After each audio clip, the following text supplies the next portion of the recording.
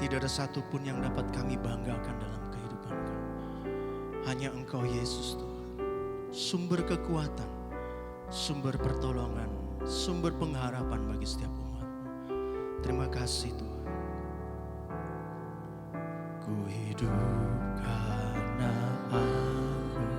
anugerah-Mu. Tiada satupun dapat ku banggakan, semua karena cinta-Mu. Ini hidupku, pimpin jalanku, kasih-Mu mengubah hidupku. Kau memilihku, selamatkan hidupku, semua karena cinta-Mu. Ini hidupku, pimpin jalanku. Yesus pegang erat tanganku, ku tak dapat hidup di luar kasih-Mu. Bapa, jangan tinggalkan aku, Engkau alasan selama ku hidup.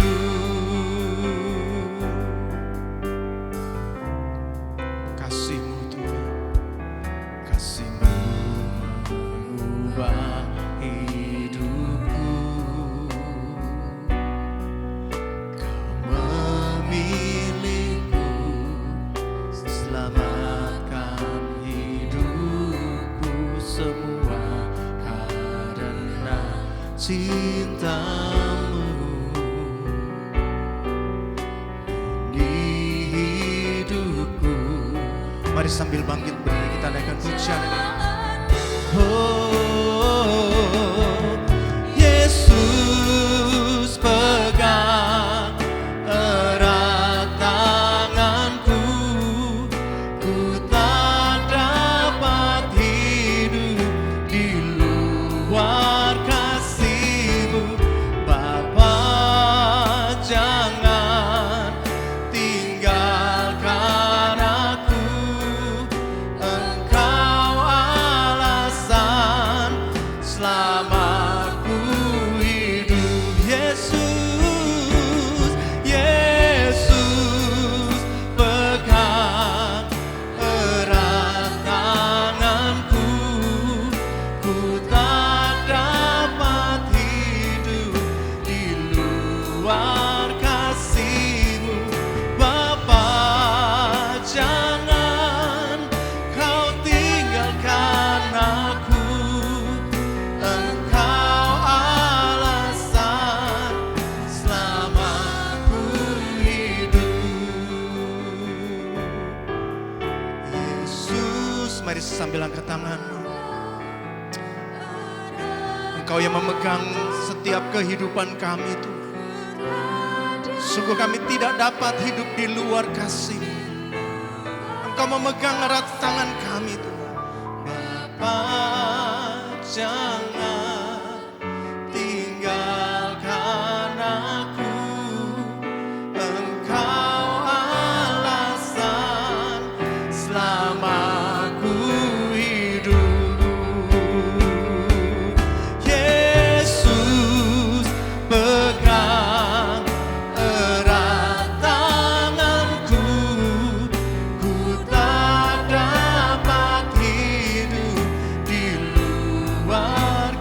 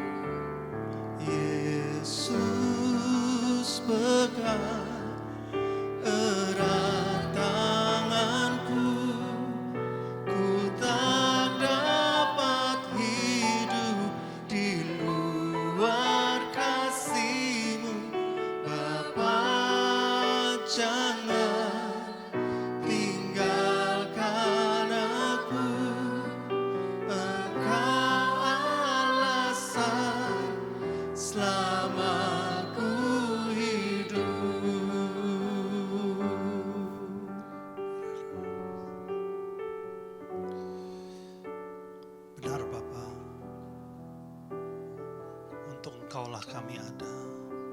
Untuk Engkaulah kami hidup. Untuk Engkaulah kami berbuah. Karena itu pagi ini kami minta kemurahan-Mu. Jamah kami dengan Roh Kudus-Mu, dengan kuasa firman-Mu,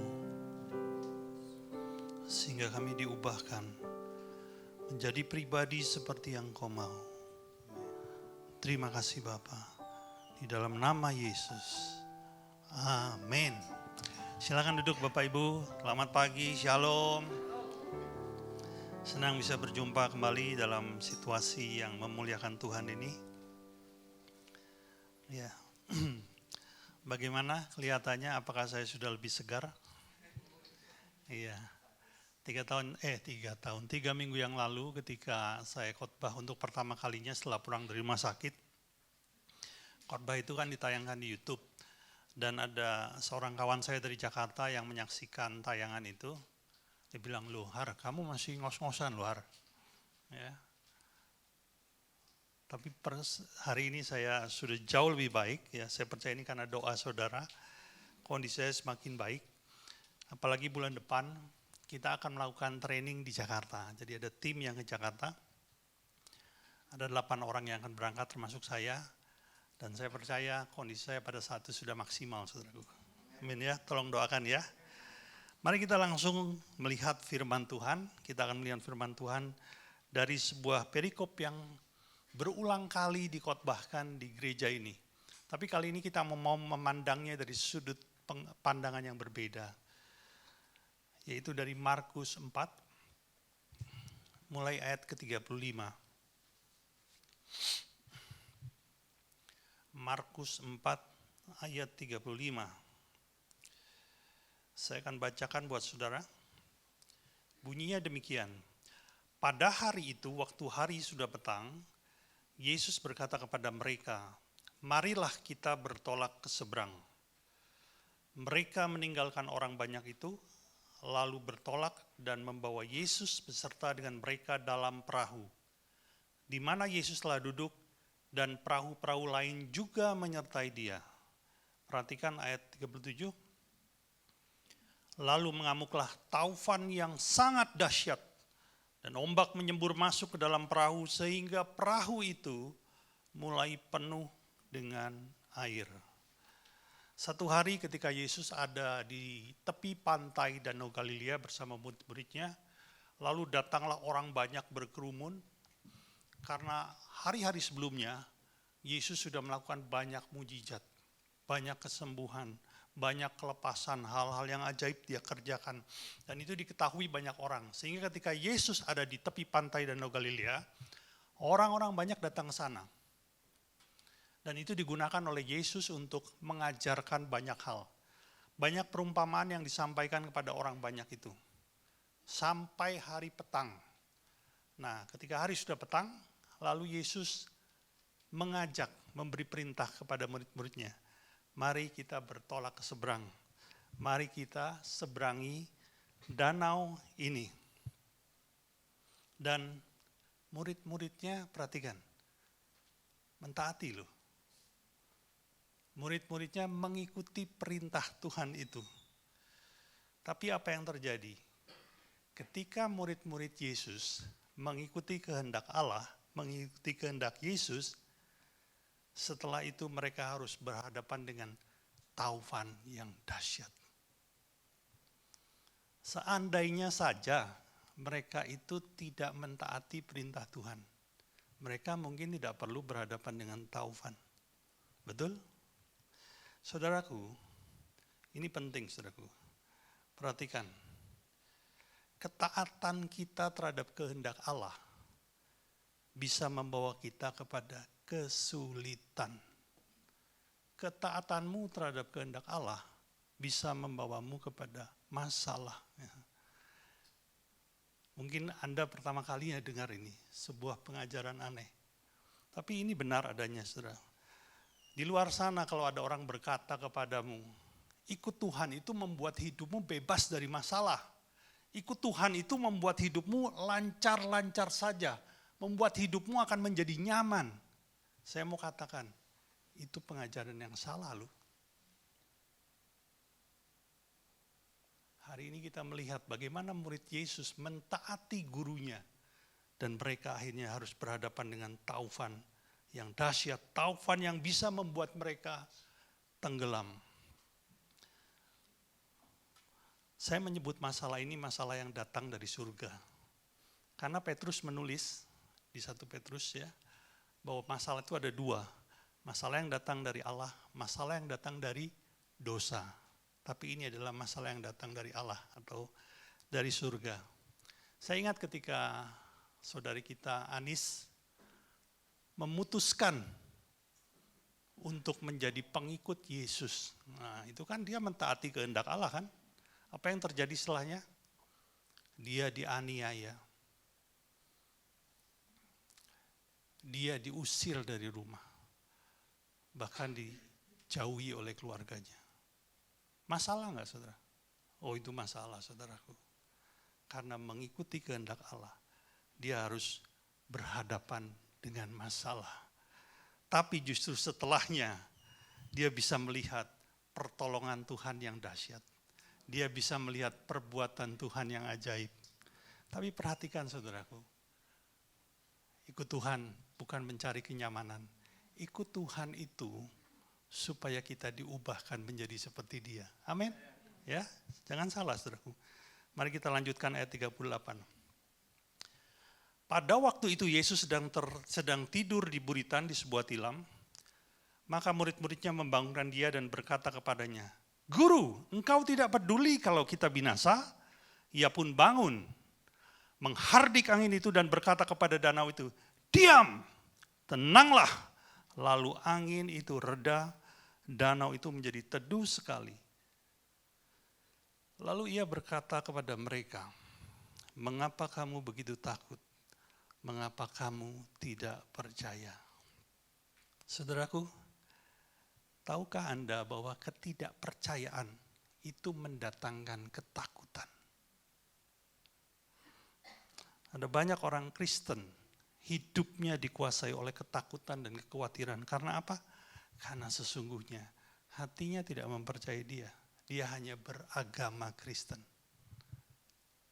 Ya, perhatikan saudaraku.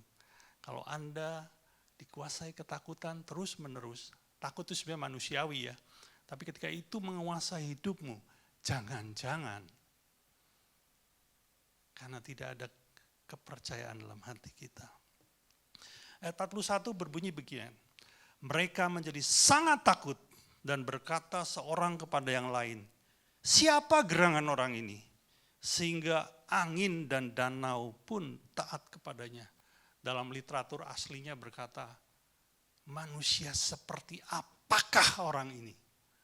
Ya, kalau dalam bahasa Indonesia, siapakah orang ini? Haleluya. Saudaraku, murid-murid Yesus itu sudah pernah melihat Yesus mencelikkan mata orang buta. Dia sudah pernah melihat Yesus menyembuhkan orang lumpuh dan berjalan. Dia sudah pernah melihat Yesus mengusir setan. Dia adalah pribadi penyembuh yang dahsyat. Dia adalah pribadi yang ditakuti, bahkan harus ditaati oleh roh-roh jahat. Tapi hari itu, mereka berpikir ulang. Jangan-jangan kita salah kenal orang ini. Karena hari ini kita melihat alam pun harus taat kepada Dia. Siapa orang ini, saudaraku?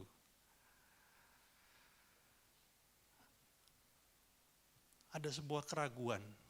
Jangan-jangan pengenalan saya ini salah. Saudaraku, kalau kita menggali secara lebih dalam sedikit ya, kata mengenal di dalam Alkitab, dalam literatur Yunaninya menggunakan kata ginosko. Ginosko itu ada dua arti yang penting. Yang pertama adalah mengenal secara intim, seperti seorang suami mengenal istrinya. Itu yang pertama. Tapi ada yang kedua, yaitu knowing by experience, atau mengenal dari pengalaman. Mengenal karena mengalami, saudara. Nah ini yang kedua, ini dahsyat saudaraku. Ya, kita bisa mengenal seseorang hanya melalui informasi. Saya kasih contoh deh supaya saudara mengerti ya. Kita membaca di Alkitab bahwa Lazarus yang sudah mati 4 hari lalu dibangkitkan oleh Yesus. Itu artinya kita mengenal Yesus melalui informasi Alkitab. Amin. Ya. Tapi akan jadi berbeda kalau misalnya begini, Dodi mati kena serangan jantung. Ini maaf ya, contoh aja. Ya. Tapi 3 hari kemudian dibangkitkan oleh Yesus. Dia mengalaminya langsung. Ini yang namanya ginosko. Knowing by experience. Mengenal karena mengalami. Mengenal karena pengalaman. Dan yang kedua ini dampaknya jauh lebih dahsyat. Jauh lebih luar biasa. Karena mengenal melalui pengalaman itu akan mengubah kehidupan orang itu secara total. Saya banyak sekali melihat ada orang Kristen yang tahu kalau Yesus itu bisa menyembuhkan. Tapi ketika dia sakit, dia khawatir, dia takut. Jangan-jangan saya nggak sembuh. Itu pengenalan hanya sebatas informasi. Seringkali berhentinya sampai di sana. Tapi kalau dia pernah kanker, dan dokter bilang, engkau nggak bisa sembuh, sudah stadium terakhir, sudah nggak ada obatnya, waktumu tinggal sebulan. Tuhan sembuhkan. Secara mujizat, apa yang terjadi? Oh, itu dahsyat saudaraku. Itu adalah ginosko. Saudaraku, saya mau cerita ada sebuah peristiwa yang terjadi di tahun 2001. Seorang hamba Tuhan yang bernama Daniel Ekecuku. Pernah dengar? Tolong tampilkan fotonya Daniel Ekecuku. Nah ya, ini agak sedikit kabur tapi saya percaya sudah bisa lihat. Dia adalah seorang gembala dan ini istrinya. Daniel Ekecuku. Ada yang pernah dengar peristiwa ini? Oh, ini masuk koran nasional loh saudaraku. Jadi menghebohkan seluruh Nigeria. Dia adalah seorang pendeta yang melayani di kota Onitsha. Ya, salah satu kota yang ada di Nigeria. Nah, satu kali di akhir bulan November dia bermobil ke sebuah kota yang bernama Owerri. Karena di kota Owerri itu tinggal papanya. Dan dia menuju ke kota itu hanya dengan satu tujuan. Dia mau kasih bingkisan Natal sama papanya. Dan yang namanya bingkisan itu jangan dipikir seperti di kota Malang ya, hadiah yang dibungkus kado, enggak. Tahu enggak bingkisannya apa? Anak kambing saudara. Ya, di sana lebih berharga anak kambing daripada dikasih yang pernik-pernik begitu. Jadi dia punya kendaraan itu Volvo kuno, jadul. Itu Volvo mungkin tahun 80-an yang dia punya itu ya, jadul sekali. Dia berkendara aman, saudara. Sampai ketemu papanya senang sekali mendapatkan bingkisan Natal itu. Ngobrol sebentar lalu pulang. Nah, dari Owerri menuju ke Onitsha itu jalannya turun saudaraku. Dan karena mungkin dia lupa periksa atau bagaimana, satu kali di jalan yang turun cukup curam, dia coba perlambat kecepatannya, dia injak rem, tapi enggak ngefek saudaraku. Dia injak lagi, dia pompa itu rem, tapi kecepatan mobil tidak berkurang. Meluncur terus. Dan dalam kondisi yang tidak bisa dikendalikan, dia bertemu dengan sebuah tikungan dan tikungan itu ada pilar batu. Sehingga mobil itu menabrak batu. Dan si Daniel ini dadanya menghantam setir mobil dan kepalanya menghantam kaca depan. Itu ketika ditolong, dari mulut, dari hidung, dari bagian-bagian lubang-lubang tertentu itu keluar darah. Ya mungkin ada pendarahan di dalam ya. Secepat mungkin dibawa ke salah satu rumah sakit terdekat di Owerri itu. Dan dokter menghubungi keluarga, istrinya datang, beberapa teman-temannya datang, dia bilang ini kritis loh, ini kritis. Tapi si Daniel itu masih hidup saudara. Ya, dia masih hidup. Dan waktu dia bilang begini sama istrinya, saya pingin dibawa ke Owerri saja, di rumah sakit, di Onitsha saja, karena di sana ada dokter yang kita kenal. Tolong transfer saya, minta antarkan saya pakai ambulan untuk dibilang. Tapi rumah sakit di sana nggak mau, jangan, ini kritis ini. Nanti kita khawatir dia mati di tengah jalan. Tapi karena dipaksa hanya setelah tanda tangan surat pernyataan dibawa juga. Dan memang benar saudara, di tengah jalan si Daniel meninggal. Sampai di rumah sakit tujuan, ada seorang dokter yang kebetulan mereka kenal namanya Dr. Yose, memeriksa Daniel secara ya teliti gitu ya, mulai dari denyut nadi, nafas, segala macam lah, dokter lebih tahu apa yang harus diperiksa. Dan dia bilang sudah meninggal. Lalu si Dr. Yose ini seperti yang memang prosedur rumah sakit, dia bikin laporan kematian, saudara. Tolong ada ya. Ya, ini model laporan kematiannya tuh. Bisa baca nggak? No chest movement. No chest movement. Tidak ada gerakan dada. No breath sound. No pulse. No heart sound. Eye dilated. Apa itu ya? Ya, dokter-dokter yang dokter tahu lah. Pokoknya ini sebagai alasan untuk memutuskan bahwa yang bersangkutan sudah mati. Betul-betul mati gitu ya. Dan dia bilang sama istrinya, pindahkan saja ke kamar mayat. Jadi harus dipindahkan ke kamar mayat. Saudaraku, itu yang menjadi saksi mata. Ini saksi mata itu lebih dari 20 orang.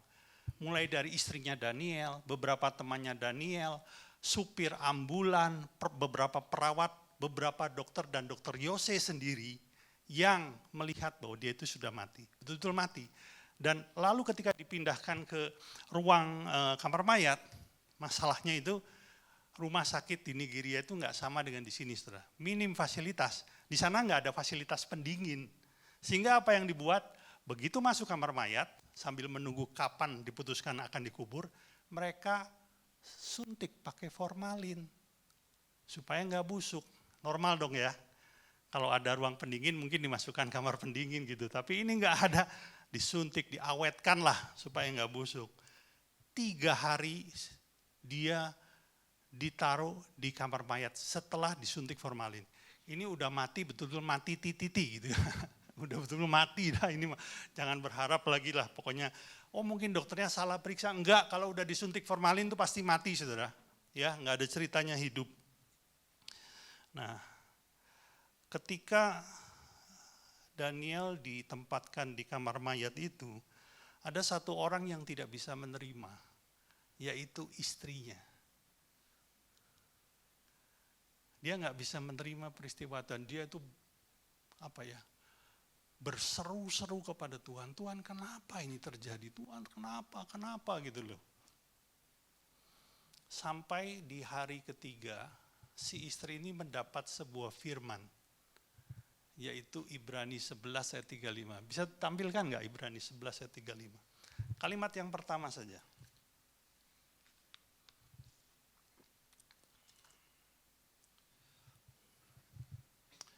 Yang pertama ya. Ibu-ibu telah menerima kembali orang-orangnya yang telah mati, sebab dibangkitkan. Ya, sampai di situ saja. Dan firman itu berbicara sangat kuat di dalam hatinya. Dan dia bilang gini, Daniel pasti hidup lagi. Daniel pasti hidup lagi. Dan waktu dia berpikir seperti itu, dia ingat bahwa di Onitsha sedang diadakan KKR oleh seorang hamba Tuhan yang sering melayani di Afrika. Saudara mungkin tahu namanya Reinhard Bonnke. Ya, ada fotonya? Ada nggak fotonya Bonnke? Lah itu. Ini adalah hamba Tuhan yang sering melayani di Afrika dan tahun 2019 dia meninggal. Meninggal dalam kondisi setia kepada Tuhan. Jadi dia bilang, udah jangan dikubur. Saya mau bawa dia itu sampai dia itu sempat bertengkar sama si papanya Daniel. Sudah mati, sudah dikubur aja. Enggak, saya mau bawa, kasih kesempatan sekali aja. Waktu sampai di Onitsha di tempat KKR, namanya juga, kan ini sudah di peti mati, saudara. Coba ada kumpulan gambar. Nah, ini sudah di peti mati, saudara. Dibawa pakai ambulan ke sana, ya tentunya dilarang masuk dong. Ngapain peti mati dibawa ke tempat KKR ya toh? Kalau orang sakit oke lah, peti mati loh. Akhirnya istrinya, tolong dong Pak, tolong. Kalau enggak bisa ke tempat KKR-nya, ke salah satu ruangannya, akhirnya diizinkan dibawa ke ruangan bawah. Dan tutupnya dibuka, karena memang belum ditutup secara permanen ya. Dibuka saudara. Dan Reinhard Bonnke sendiri nggak tahu bahwa hari itu ada satu mayat mengikuti KKR dia ya. Dia nggak tahu dia ada di ruangan atas ya bersama ribuan orang. Ketika dia mulai berdoa kesembuhan, sekarang yang sakit, hari ini kau akan disembuhkan oleh Yesus. Dan dia melepaskan perintah iman, jadilah sembuh. Wah, waktu dia bilang jadilah sembuh, itu kan orang-orang di bawah tuh bergemuruh, haleluya, haleluya gitu. Saudara tahu nggak? Itu mayat saudara mulai bernafas, bahkan akhirnya berkeringat sampai bajunya basah. Makanya ini dilepas saudara. Ini dan waktu si Reinhard Bonnke berteriak haleluya, itu mayat loncat berdiri. Jadi orang-orang pada takut semua, loncat berdiri sambil berkata, buku saya mana? Buku saya mana? Buku saya mana? Haleluya. Ya. Singkat cerita,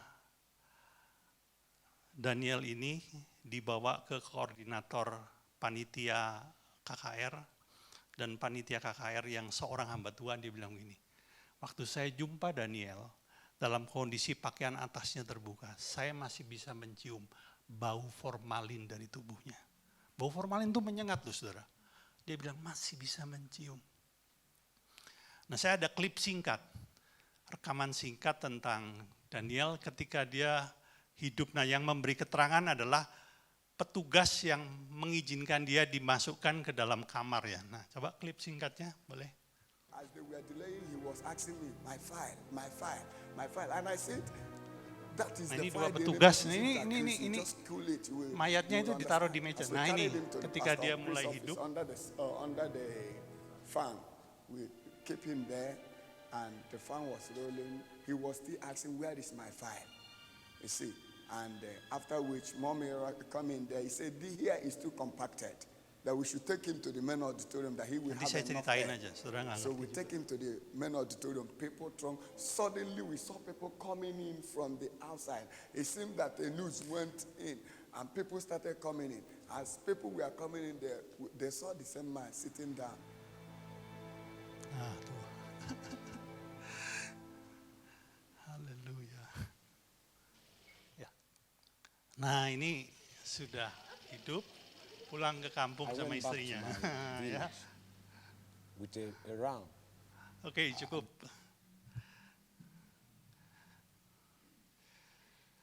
Dan berita ini masuk ke semua penjuru Nigeria.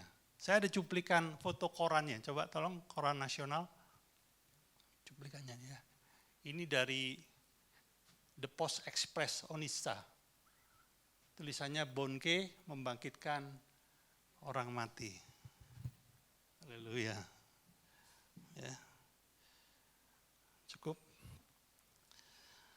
Saudara, ada dua hal yang dialami oleh Daniel. Yang pasti adalah Tuhan membuat dia hidup kembali. Itu tidak bisa disangkal. Tidak bisa disangkal. Yang kedua, ketika dia mati selama 3 hari, rohnya dibawa Tuhan ke surga. Dan Tuhan izinkan Daniel melihat secuil atau sekeping dari bagian surga. Hanya sekeping saja. Saya nggak mau cerita yang kedua, nanti Anda nggak pulang-pulang ya. Jadi yang pertama saja, bahwa Daniel itu sudah dibangkitkan.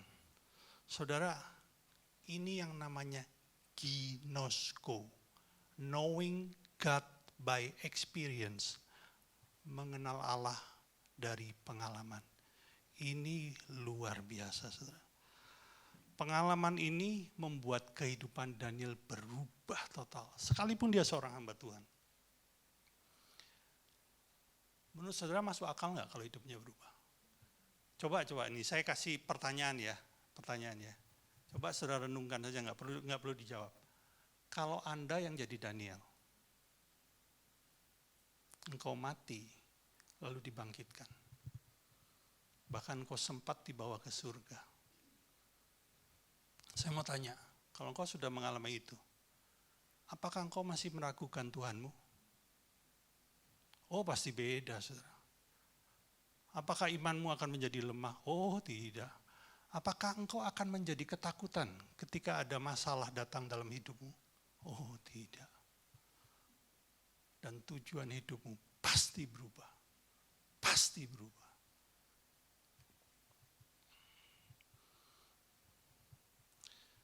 Ada beberapa catatan.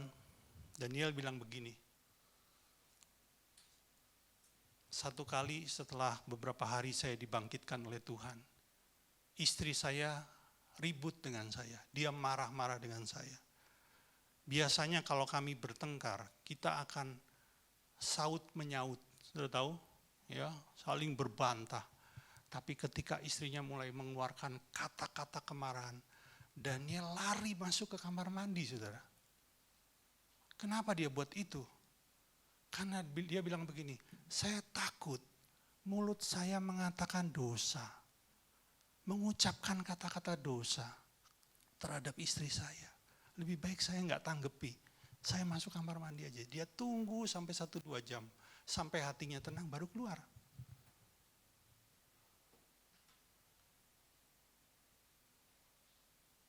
Ada rasa hormat akan Tuhan yang luar biasa. Tahu nggak saudara? Waktu dia dibangkitkan itu ternyata juga banyak kesembuhan. Ada salah seorang suami ya membawa istrinya yang lumpuh. Dia bawa istrinya dan waktu Daniel itu mengalami kebangkitan di ruangan lain, istrinya yang lumpuh itu melompat, berjalan dan berlari sambil berteriak-teriak kesenangan. Tapi ketika sang suami itu melihat ada mayat hidup kembali, yaitu si Daniel, dan istri yang sudah sembuh ini mau merangkul suaminya. Suaminya bilang, jangan sentuh saya, jangan sentuh saya. Lalu suaminya itu bersujud menangis meraung-raung. Dia bilang, saya ini sebetulnya laki-laki yang berdosa. Kamu enggak layak, jangan sentuh saya. Saya khawatir kalau kamu menyentuh saya nanti kamu sakit lagi. Kamu kehilangan kesembuhan lagi. Walaupun itu mungkin pernyataan yang salah.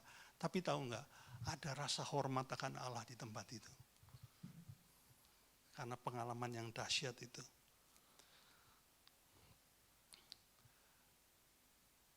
Ada satu hal yang Tuhan rindukan dari Anda dan saya. Malam ini pagi ini sudah tahu. Apa itu? Ginosko. Mengenal dia karena mengalami. Tapi untuk kita bisa ginosko, kadang-kadang Tuhan harus izinkan taufan yang dahsyat datang dalam hidupmu. Amin, saudaraku. Bukan untuk menghancurkan engkau, tapi supaya engkau bisa knowing God by experience. Dan itu akan merubah hidupmu secara total. Saya mau ajak kita bersyukur ya. Coba kunci D.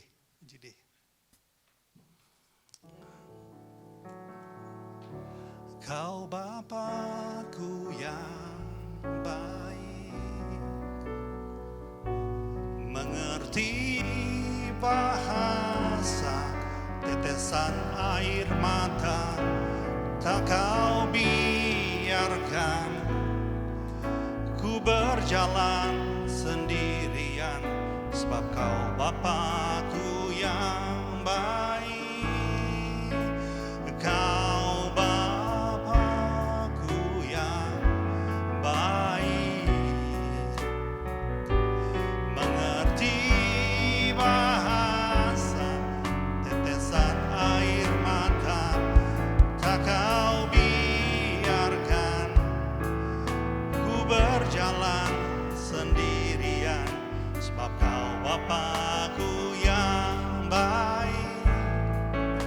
Engkau sungguh baik. Mari kita mulai dari awal. Engkau Bapa yang mengasihiku, yes. Tak kau pandang bentuk dan rupaku, amin. Engkau mengasihiku dengan sepenuh hati, tak pernah sama seperti dunia ini. Engkau Bapa yang mengajariku, Engkau Bapa yang mengajariku. Yes Lord, melewati awan yang gelap, Kau yang buatku terbang.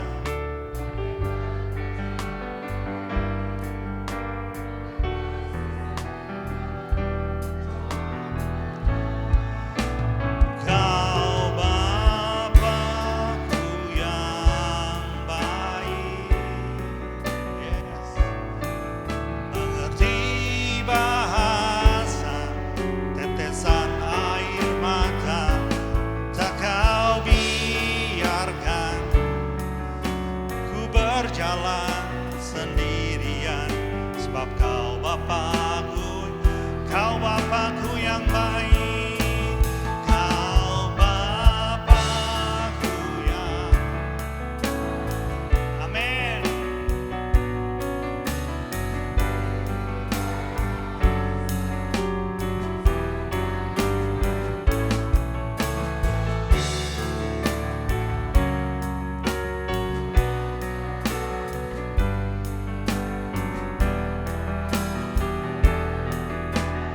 Engkau sungguh baik, Engkau sungguh baik, Engkau sungguh baik, Engkau sungguh baik,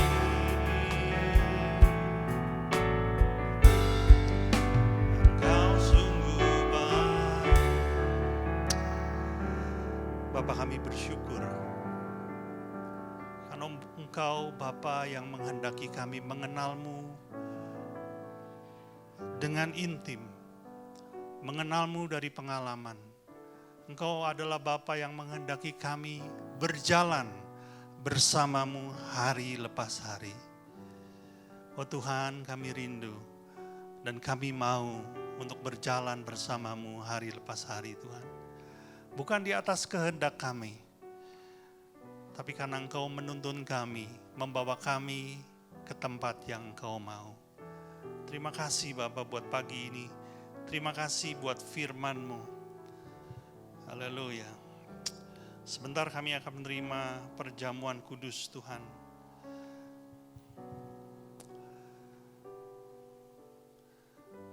Kami menghormati korban salib-Mu. Sehingga kami yang harusnya ada di neraka, kami beroleh tempat dalam kerajaan surga dan diselamatkan. Tinggal bersama-Mu Tuhan. Kami bersyukur. Saya memberi kesempatan kepada kita sebentar untuk merenungkan hidup kita.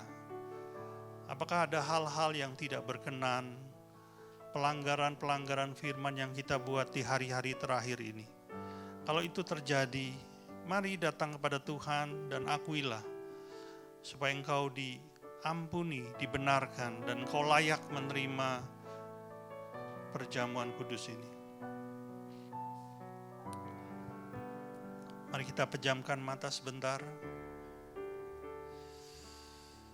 Roh Kudus, mari ingatkan setiap kita. Kami mau datang dengan kondisi yang benar. Kami mau bertobat. Yes, Lord. Thank you, Lord.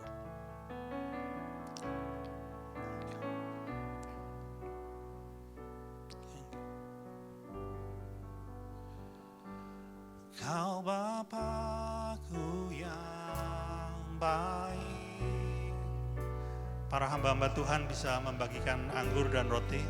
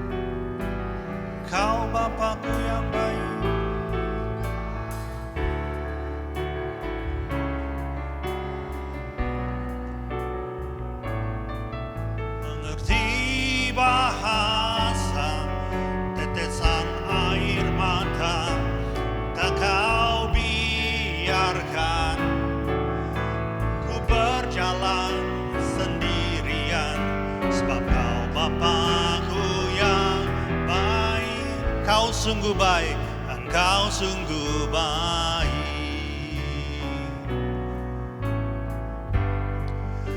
Engkau sungguh baik.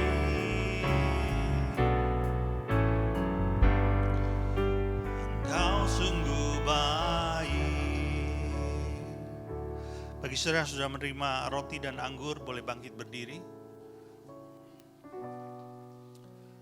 Haleluya. Thank you Lord, thank you Lord.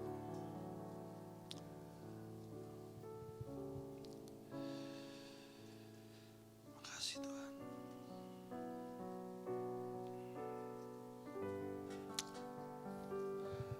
Mari kita angkat roti di atas kepala kita.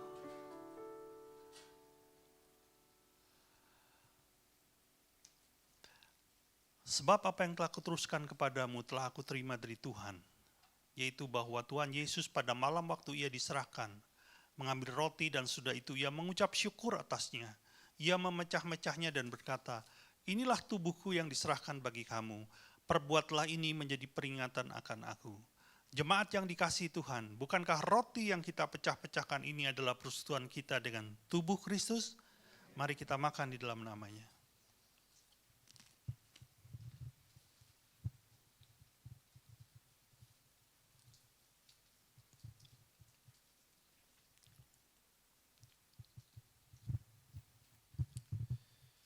Mari kita angkat anggur di atas kepala kita. Demikian juga ia mengambil cawan sudah makan, lalu berkata, cawan ini adalah cawan perjanjian baru yang dimeteraikan oleh darahku. Perbuatlah ini setiap kali kamu meminumnya menjadi peringatan akan aku.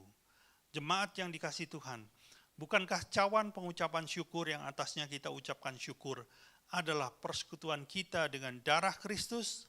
Mari kita minum dalam namanya. Kau Bapa-Ku yang baik, mengerti bahasa tetesan air mata.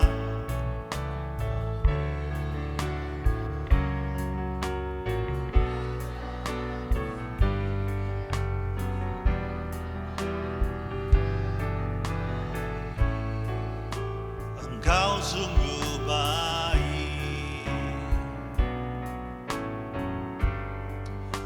Engkau sungguh baik.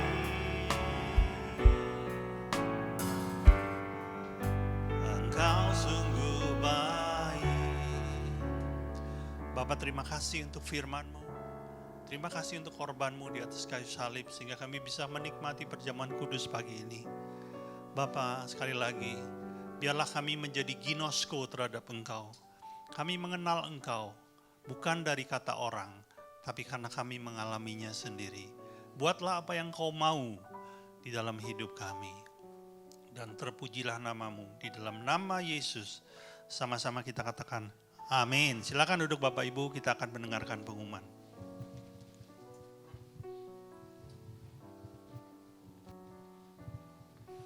Shalom, selamat pagi semuanya. Saya percaya semua diberkati ya oleh firman hari ini ya. Saya akan bacakan beberapa pengumuman. Bagi yang ingin mengikuti ibadah tatap muka seperti hari ini, harap mendaftar melalui grup Telegram. Ya, berikutnya bagi saudara yang ingin memberikan persembahan, nanti disediakan kotak di belakang ya sesudah selesai ibadah. Ibadah online dapat diakses nanti kurang lebih jam 1 di grup Telegram atau langsung di YouTube GBI Hope Malang. Yang berikutnya untuk membangun keintiman dengan Tuhan, gereja mengajak semua jemaat untuk menyembah Tuhan di rumah masing-masing setiap jam 8 malam. Saudara bisa mengajak seluruh anggota keluarga untuk terlibat dalam penyembahan ini. Doa malam juga seperti biasa ya, hari Rabu diharap datang 15 menit sebelumnya. Itu aja, kita masuk dalam doa penutup. Kita undang jemaat untuk bangkit berdiri.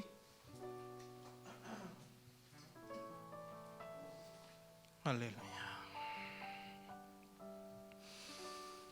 Terima kasih Bapa. Terima kasih untuk pagi yang indah ini.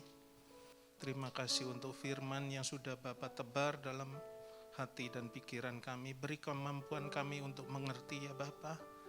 Beri kemampuan kami juga untuk mampu melakukannya. Terima kasih untuk damai sejahtera, sukacita surga yang Bapa beri. Terima kasih atas hikmat-Mu yang menuntun kami, membimbing kami, dan menopang kami. Terima kasih Tuhan. Bapa, kami berdoa untuk gembala kami Pak Hari. Hati Bapa, hati gembala ada dalam diri beliau ya Bapa. Membimbing kami semua para pelayan dan jemaat di rumah-Mu ini menjadi pribadi yang lebih baik, menjadi pribadi yang berkenan di hati-Mu. Terima kasih. Berkati juga untuk istri dan anak-anak beliau. Kami juga bawa persembahan yang akan kami beri nanti ya Bapa. Dengan hati penuh sukacita kami akan memberi. Semuanya hanya untuk kebesaran kerajaan-Mu. Kami juga bawa para pelayan yang bertugas pagi hari ini. Benarkan dan murnikan motivasi hati kami. Terima kasih. Kami masih Bapa beri kesempatan untuk melayani. Kami juga bawa jemaat yang beribadah bersama kami semua ya Bapa, secara langsung maupun online. Terima kasih, kami masih Bapa beri waktu untuk menjadikan hidup kami lebih baik. Berkati kami, berkati keluarga kami bawa juga saudara kami yang lagi sakit. Kami percaya sudah Bapa sembuhkan. Yang ada persoalan, Bapa beri solusi. Terima kasih ya Tuhan, terima kasih. Kami juga bawa presiden kami, Pak Jokowi. Hikmat daripada-Mu menuntun beliau mengambil setiap keputusan dengan tepat. Semuanya untuk kebaikan negeri kami. Hikmat daripada-Mu menuntun beliau. Terima kasih ya Tuhan, terima kasih. Ada hujan pertobatan juga untuk negeri kami yang tercinta ini. Dan sekarang saat kami akan pulang, kami siap menerima berkat daripada-Mu. Mari jemaat yang kasih Tuhan, kita angkat tangan kita dan arahkan hatimu kepada Bapa di surga. Diberkatilah engkau berlimpah-limpah dengan segala yang terbaik dari Allah Bapa, kasih-Nya yang sempurna di dalam Yesus Kristus, serta kekuatan, pertolongan dan penghiburan dari Roh Kudus memampukan engkau untuk menghidupi seluruh kehendak Allah. Kita yang sudah terima semuanya itu, sama-sama kita katakan amin. Selamat pagi, Tuhan Yesus memberkati.